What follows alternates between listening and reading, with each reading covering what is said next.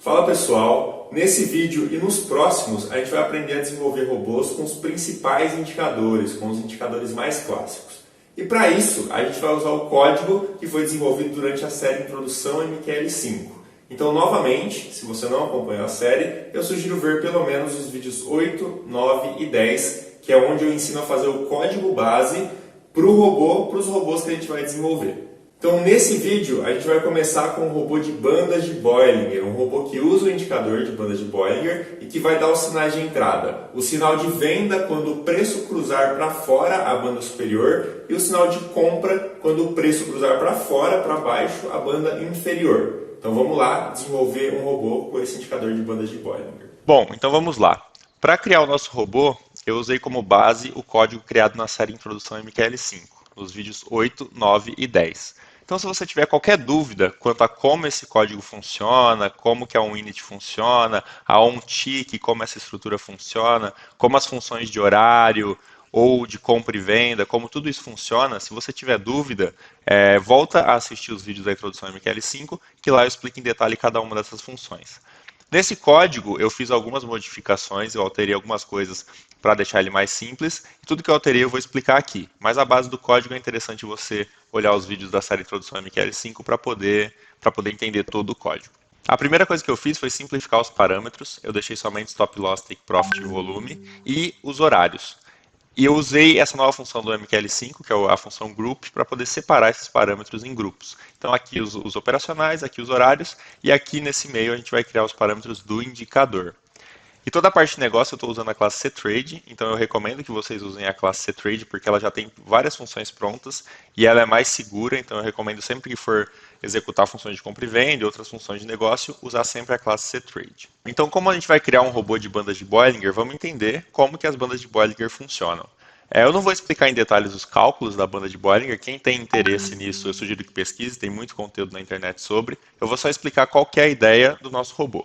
A ideia do robô é quando ele rompe o canal superior da banda, a gente vai entrar numa venda, e quando ele romper o canal inferior da banda, a gente vai entrar numa compra. Então, essa vai ser a ideia do nosso robô. A gente vai precisar saber onde está o canal superior, onde está o inferior, e com base nisso, fazer uma compra ou venda. Bom, então sempre que a gente for trabalhar com o indicador, a gente precisa criar um manipulador para esse indicador. Eu já criei esse manipulador aqui, deixando como variável global, e aqui na Unity eu vou iniciar esse manipulador. Então, handle, que é o nome que eu dei. Para bandas de Bollinger, o MetaTrader tem uma função pronta que é a função iBands. Então, usando a função iBands, a gente consegue copiar as informações da banda de Bollinger. O primeiro parâmetro é o símbolo, então vamos passar underline symbol para usar o símbolo gráfico. O segundo é o período, vamos passar o período do próprio gráfico. O terceiro é o período. Agora a gente tem que configurar os parâmetros da banda de Bollinger. O período, o deslocamento, o desvio e o preço aplicado. Tudo isso a gente pode colocar como variável de input. Então vamos lá. Bom, então inseri aqui os 4 parâmetros que a banda de Bollinger tem. O período, que por padrão é 20, o desvio, que por padrão é 2, o deslocamento, que por padrão é 0, e o preço, que é do tipo enumAppliedPrice, é o tipo da variável que a gente usa para estabelecer o preço, que por padrão é o preço de fechamento, price close. Então, aqui no nosso manipulador, a gente coloca primeiro o período, na sequência o deslocamento, na sequência o desvio e, por fim, o preço aplicado. Pronto, com isso nós criamos um manipulador para bandas de Bollinger. Na sequência a gente checa se esse manipulador foi criado com sucesso ou não, e a gente usa a função chartIndicatorAdd para inserir esse indicador no gráfico. Então, como a gente tem um indicador que ele vai na mesma janela do gráfico, a gente passa como segundo parâmetro 0, que determina em qual janela do gráfico a gente quer colocar. Como a gente quer a principal, é 0. E outra coisa que a gente precisa fazer é armazenar o nome desse indicador. A gente vai usar o nome dele para poder excluir ele na hora que a gente tirar o robô do gráfico. Então, para armazenar o nome, a gente vai usar essa outra variável global chamada shortName. A gente vai colocar aqui shortName é igual. A gente precisa pegar o nome do indicador. Então, para isso, a gente vai usar a função chartIndicatorName. E na sequência, a gente tem que passar qual é o gráfico, como é o gráfico atual, é 0. Qual a janela é 0 também, porque é a principal. E qual o índice desse indicador. O índice, como ele foi o último indicador que a gente adicionou, ele vai ser o total de indicadores no gráfico menos 1. Então, chart indicators total, chart 0 e janela 0, menos 1. Dessa forma, a gente pega o chart name do nosso indicador. E lá na onTheInit, a gente coloca a função chart indicator delete e passa esse chart name. Assim, quando a gente exclui o robô do gráfico, ele elimina o nosso indicador também. Então vamos compilar isso e dar uma olhada. Eu vou abrir um novo gráfico aqui, aquele lá estava só o indicador. Vou pegar aqui o robô banda de Bollinger. Aqui reparem os parâmetros de entrada da forma como a gente criou, os horários, stop loss, take profit e os parâmetros da banda. Vamos dar um OK. Reparem que ele colocou a banda. Se eu vier na lista de robôs e remover, ele remove a banda. Perfeito até então. Agora tudo que a gente precisa fazer, lembrando lá da série Introdução MQL5, é criar nessa função sinal aqui embaixo as regras para a banda de Bollinger. Simples assim e a gente já vai ter um robô de banda de Bollinger. Então vamos lá. Nós vamos precisar copiar dois buffers da banda de Bollinger, o buffer superior e o buffer inferior. Então eu vou criar dois vetores aqui. Um que eu vou chamar de superior e um que eu vou chamar de inferior. Beleza. Agora, para copiar os dados, nós vamos usar a função copyBuffer. Nós passamos o manipulador do nosso indicador, que a gente chamou de handle, lá em cima na onInit. Na sequência, qual buffer a gente quer copiar. Se vocês olharem a documentação da função iBands, vocês vão reparar que o buffer superior é o de número 1 e o buffer inferior é o de número 2. Então eu vou colocar 1 aqui, porque eu quero o superior. A posição que eu quero começar é 0. Por que 0? Porque 0 é a posição atual, é o valor da banda de Bollinger no candle atual. A quantidade que eu quero copiar é 2, porque para verificar se o preço cruzou, eu preciso comparar o preço no valor atual e no valor anterior com o valor da banda. E aqui o buffer para onde eu vou copiar isso, que eu chamei de superior. Vou fazer exatamente igual, só que para o inferior, escolhendo aqui como buffer de número 2. E eu vou definir esses vetores como S-Series. Se você não sabe o que isso quer dizer, eu expliquei também na série Introdução MQL5.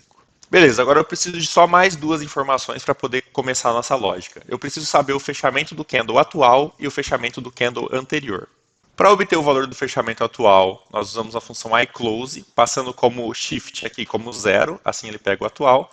E para obter o fechamento anterior, a gente usa também a iClose, só com shift 1, assim ele olha para o candle anterior. Bom, então vamos criar finalmente a regra da banda de Bollinger. Vamos criar primeiramente a regra de compra. Qual é a regra de compra? Se o preço estava anteriormente acima da banda inferior e agora ele está abaixo da banda inferior, isso quer dizer que é uma situação de compra, porque ele está rompendo a banda inferior.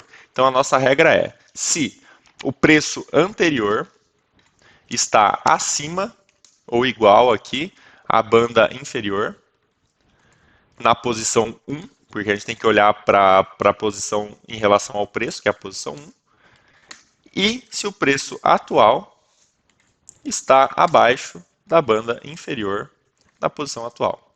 Se você tiver dúvida de por que o 0 é a posição atual, por que 1 é anterior, novamente, série Introdução MQL5.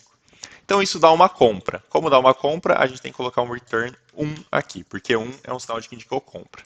Agora vamos criar a venda. A venda, o retorno é menos 1, e a regra é que o candle anterior tem que ser menor ou igual à banda superior, e o candle atual tem que ser maior, o fechamento atual tem que ser maior que a banda superior. Isso é uma situação de venda. Vamos compilar aqui e testar esse robô. Vamos no MetaTrader, escolher o robô banda de Bollinger, botão direito, teste. Vamos selecionar o ativo, aqui eu vou deixar no índice, o período, vou deixar aqui nos dias atuais, e aqui a gente configura os parâmetros de entrada. Eu vou colocar o stop loss como 100 pontos, o take como 100 pontos, volume 1, e vou deixar um indicador aqui com os parâmetros padrões dele. Vamos dar uma olhada, vou marcar o modo visual e iniciar. Bom, então olhando aqui, ele já abriu o dia rompendo a banda. Por quê? Porque o fechamento ele estava dentro da banda inferior, estava abaixo da banda superior e agora ele está acima da banda superior. Então foi um rompimento, então ele já fez a primeira venda dele, rompeu a banda superior, fez a venda. Eu vou adiantar aqui o tempo para a gente dar uma olhada em várias operações aqui. Deixa eu dar uma pausa, a gente voltar no tempo aqui. Então ele fez essa venda, aqui reparem, quando ele rompeu a banda inferior, ele fez uma compra, que ele fez outra compra, porque ele estava rompendo a banda inferior novamente. Aqui ele fez uma venda, rompendo a banda superior, fez mais uma venda, rompendo a banda superior, mais uma venda, rompendo a superior, uma compra rompendo a inferior, então perfeito, a nossa regra está certa. Sempre que ele rompe a banda inferior, ele executa uma compra, e sempre que ele rompe a banda superior, ele executa uma venda. Sendo que a compra, para ele romper, o fechamento anterior tem que estar dentro da banda e o atual tem que estar fora da banda. E no caso de uma venda, o fechamento anterior tem que estar dentro da banda, tem que estar abaixo da superior, e o fechamento atual tem que estar acima da banda superior. Essa é a nossa regra de venda. E pronto, temos um robô de bandas de Bollinger funcionando. Então foi isso, pessoal. Nesse vídeo a gente viu como desenvolver um robô com indicador de bandas de Bollinger. Caso você tenha gostado do conteúdo, deixe o seu like. Caso você ainda não é inscrito no canal, se inscreva. E caso você ainda não faz parte dos grupos do WhatsApp e do Discord, os links estão todos na descrição do vídeo. Eu sugiro que vocês entrem nos grupos, porque lá sempre tem discussões bem interessantes sobre diversos temas, então sugiro que todos entrem. Então foi isso, pessoal. Até o próximo vídeo.